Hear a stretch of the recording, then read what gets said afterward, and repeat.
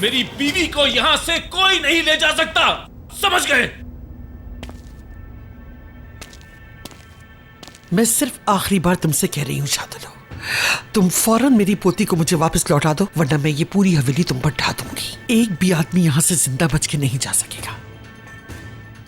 जो चाहे कर लो तुम लोग, लेकिन तुम इसे यहाँ से नहीं ले जा सकती। वो तुम्हारी बीवी नहीं है। मैं हूँ बीवी, चाहे आप कबूल करें या ना करें, मैं आजाद की बीवी हूँ और मैं आपकी वजह से किसी किस्म का भी किसी को नुकसान होने नहीं दूंगी।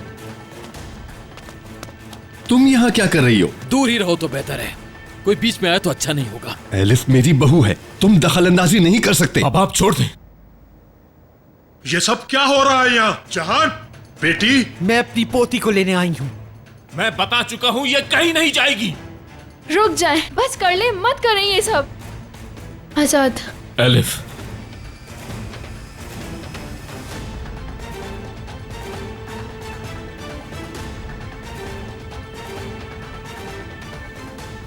एलिफ चलो चल के गाड़ी में बैठो।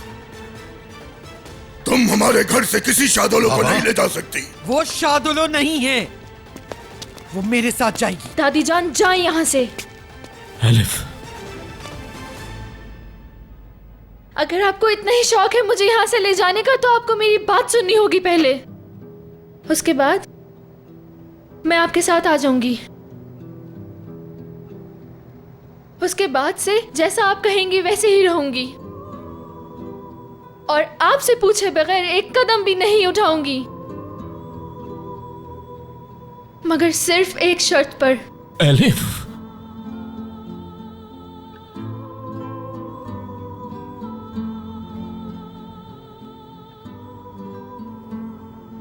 आपको मुझसे वादा करना होगा।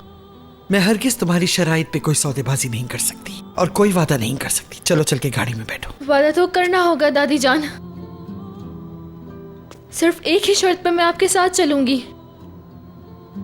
उसी शर्त के खातिर मैं आजाद को भी छोड़ दूंगी। वो शख्स जिससे तुम मोहब्बत करती हो, हाँ यही है ना वो आदमी? वो आदमी जिससे तुम्हारे जाने का सुनकर तुम्हें समझाया और रोका तक नहीं, ये तक नहीं पूछा कि तुम क्या कर रही हो।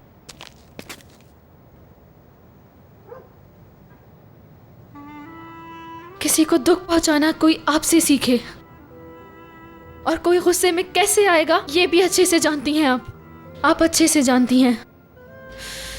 इसीलिए आपका मुझसे वादा करना लाजमी है, वरना मैं बिल्कुल भी नहीं आऊंगी। चाहे आप मुझे जलाकर खत्म कर दें या चाहे आप मुझे यहाँ से उठा के ले जाएं, लेकिन मैं फिर भी आपकी पोती नहीं बनूंगी। मैं आपका चेहरा भी नहीं देखूंगी। मैं आपसे जिंदगी भर बात नहीं करूंगी, मरते दम तक। आप मेरी आवाज कभी नहीं सुनेंगी। एलिफ चल के गाड़ी में बैठो। इंतकाम की बात को भूलना होगा दादी जान, ना ही आजाद को ना ही शादुलो के किसी भी फर्द को आप नुकसान पहुंचाएंगे दादी जान। मैं आपके साथ चलने के लिए तैयार हूं, अगर आप अपनी जबान दें तो। क्या तुम मुझसे इतना प्यार करती हो एलिफ? इतना प्यार कि अपनी जिंदगी को हम पर कुर्बान करने जा रही हो? अगर मुझे तुम्हारे लिए तुमसे अलग होना पड़े तो भी मैं राजी हूँ। मुझे तुमसे इतना प्यार कब और कैसे हो गया मैं नहीं जानती। अब किसी की परवाह नहीं, बस ये जानती हूँ कि मैं तुमसे बहुत प्यार करती हूँ। मीरान, ऐसा नहीं करो प्लीज, एक मौका दो इन दोनों को। एलिफ आजाद से वाकई मोहब्बत करती है। जब मैंने अपने प्यार की कुर्बानी नहीं दी तो एलिफ को कैसे रोक सकता हूं? अब बताएं मुझे दादी जान, इंतकाम लेना है या फिर आपकी पोती?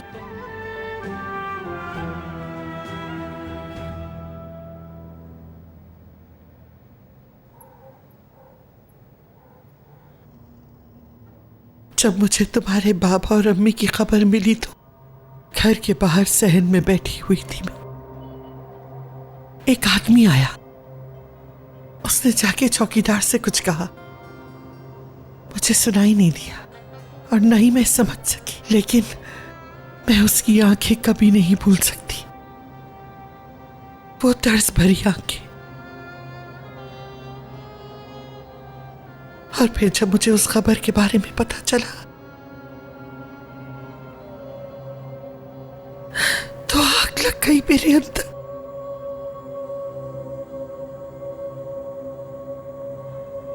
उसके बाद मैं अपने बेटे और बहू के मुर्दा जिस्मों की शनाख्त के लिए गई। मिलिट्री पुलिस वहां मौजूद थी। उन्होंने मुझसे पूछा कि शनाख्त करूं कि वो है या नहीं।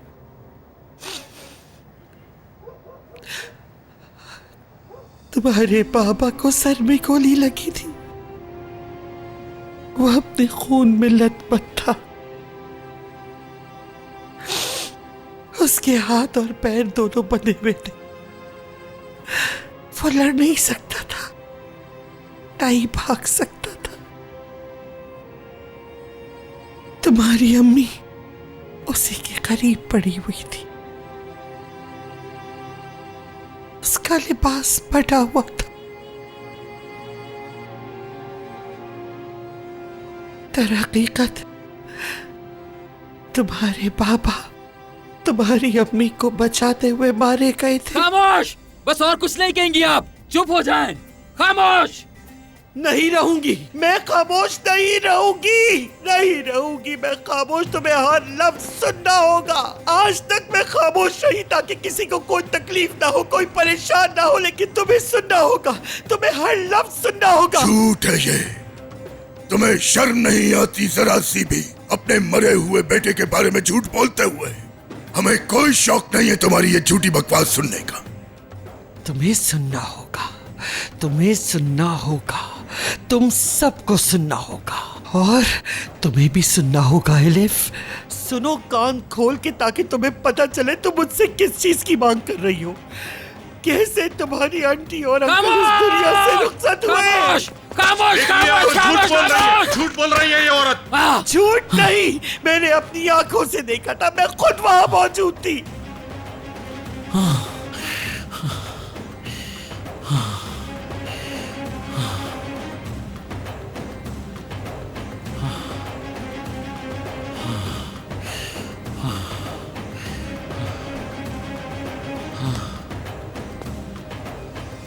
और अब तुम चाहती हो कि मैं अपना इंतकाम भूल जाऊं ताकि तुम मेरे साथ वापस चल सको।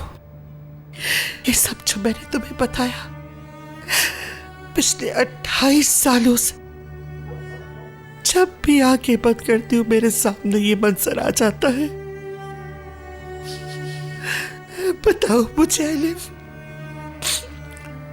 कैसे भुला दूं मैं ये सब कुछ? कैसे भूल जाऊं? जिस तरह तुम मेरी पोती हो उसी तरह वो मेरी औलाद थी। मैं हर शय फरामोश कर सकती हूँ एलिफ, लेकिन अपना इंतकाम फरामोश नहीं कर सकती।